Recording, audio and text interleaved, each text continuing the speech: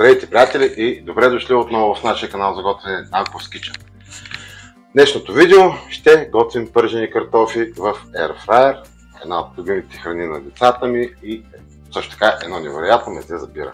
Така че да започваме без да губим време. За целта съм си обелил 6-7 картофа, но знаете, че има много голямо значение какъв сорт са картофите. Най-хубавите пържени картофи стават от тези кафяво-червеникавите картофи, този сорт. Така че ако имате такива, супер, ако не, ползвайте каквото имате. Идеалният пържен картоф трябва да е с размерите около 8 мм, затова аз ще ползвам тази резачка за картофи, която си купих наскоро. И има голямо желание да опитам, затова сега ще го направим заедно с вас. Сега проблем е, когато ползвам резачката, трябва да изравня картофа, за да може да застане прав вътре. Ето, по този начин. Слагаме и натискаме. И имаме перфектно нарязаните картофи. Картофите са нарязани и сега ще ги изсипем.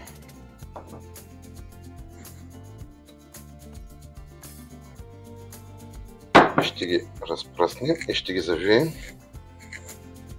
Ето така. Ще ги оставим за около 15-20 минути, за да може кръпата да попие водата, която те пускат. Картофите са подсушени и сега ще ги върнем в купата.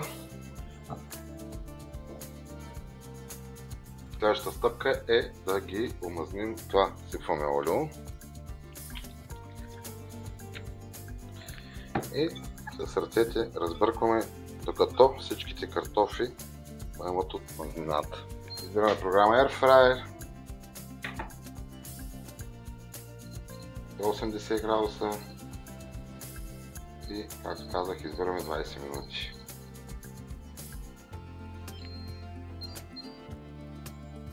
Олио да загря, намазваме решетката обилно с олио и изсипваме пържените картофите вътре.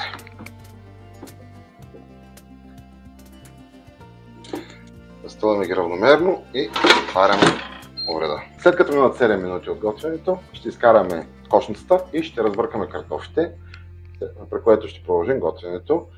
И отново след 7 минути ще повторим действието. Минаха 7 минути.